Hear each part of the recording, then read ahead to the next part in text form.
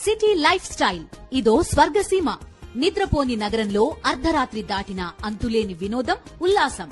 పూర్తి వివరాలకు చదవండి రేపటి సాక్షి హైదరాబాద్ ఎడిషన్. వైఎస్ఆర్సీపీ నేత పూనూరు గౌతమ్ రెడ్డి కుటుంబాన్ని ఆ పార్టీ నేతలు పరామర్శించారు. మాజీ మంత్రులు అంబటి రాంబాబు, మేరుగు నాగార్జున, సీనియర్ నేతలు చంద్రశేఖర్, మల్లాది విష్ణు, లేళ్ల అప్పిరెడ్డి, భాగ్యలక్ష్మి, శైలజారెడ్డి విజయవాడలోని గౌతమ్ రెడ్డి నివాసానికి వెళ్లారు. ఈ సందర్భంగా పోలీసులు వ్యవహరించిన తీరును వైఎస్ఆర్సీపీ నేతలకు వివరించారు గౌతమ్ రెడ్డి కుటుంబ సభ్యులు. గౌతమ్ రెడ్డి ఇంట్లోకి పోలీసులు అక్రమంగా ప్రవేశించిన సీసీ ఫుటేజ్ ని వారు పరిశీలించారు. ఇతర వివరాల్ని కుటుంబ సభ్యులను అడిగి తెలుసుకున్నారు. రాష్ట్రంలో చట్టం నడుస్తోందా అని ప్రశ్నించారు వైఎస్ఆర్సీపీ నేతలు.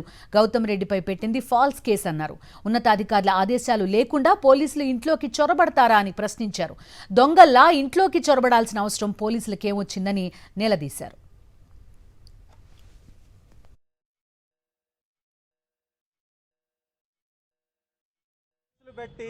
వారిని జైల్లో పెట్టాలంటే ఇంత దుర్మార్గంగా ప్రవర్తించాల్సినటువంటి అవసరం ఉందా? నేను డీజీపీ గారిని అడుగుతున్నాను. చట్టబద్ధంగా, న్యాయబద్ధంగా ఏదన్నా ఉంటే చట్టానికి అతీతులు ఎవరు కారు కాబట్టి చట్టబద్ధంగా, ధర్మబద్ధంగా చేయాలి. ఇది ఏంటి, ఒక దొంగల్లాగా, ఒక దోపిడీదారుల్లాగా అర్ధరాత్రి 2 గంటల సమయంలో ఎవరూ లేనప్పుడు, ఆడవాళ్ళు ఉన్నటువంటి సమయంలో ఈ విధంగా ఇంట్లోకి ప్రవేశించడం అనేది ఏ రకమైనటువంటి నీతి అని మిమ్మల్ని ప్రశ్నిస్తూ, ఈ రకమైనటువంటి కార్యక్రమాలకు పాల్పడడం అనేది ఇది అప్రజాస్వామ్యం అనేటటువంటి విషయాన్ని కూడా మీ అందరికీ తెలియజేస్తూ, ఈ రాష్ట్రంలో ఏ విధంగా ప్రజాస్వామ్యాన్ని కూనీ చేస్తుందో ఈ కూటమి ప్రభుత్వం అనేది స్పష్టంగా ఈ ఉదాంతాన్ని చూస్తే అర్థమవుతుంది. ఈ కమిషనర్ అడుగుతా ఉన్నా, మీకు తెలియకుండా వచ్చారా?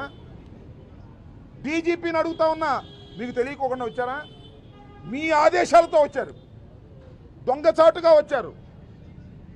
ఇల్లు డోర్ పగలగొట్టి, విండో పగలగొట్టి ఒక రాబరీ చేయడానికి వచ్చిన వ్యక్తుల్లాగా, ఒక దొంగల్లాగా పోలీసులు ప్రవేశించారంటే ఏం పోయేకాలం వచ్చిందని మీకు నాకు అర్థం కాలేదు. ఈ సమాజంలో, ఈ రాష్ట్రంలో హోంమంత్రి గారిని అడుగుతా ఉన్నా, ఒక ఆడకూతురు అఫ్కోర్స్ ఎక్యూజ్డ్ భార్య కావచ్చు.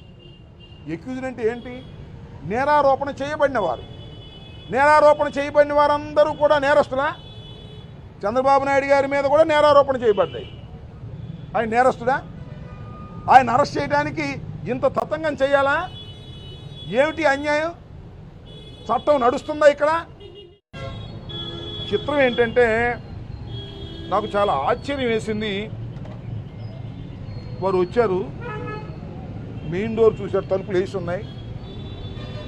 వెనుక నుంచి వెళ్ళి ఒక డోర్ తాళం, కిటికీ, ఒక విండో, కిచెన్లో ఉన్నటువంటి విండో, ఆ విండో ఓపెన్ అవుతుంది, మళ్ళీ క్లోజ్ అవుతుంది, దాన్ని గెడ వేసుకుంటారు.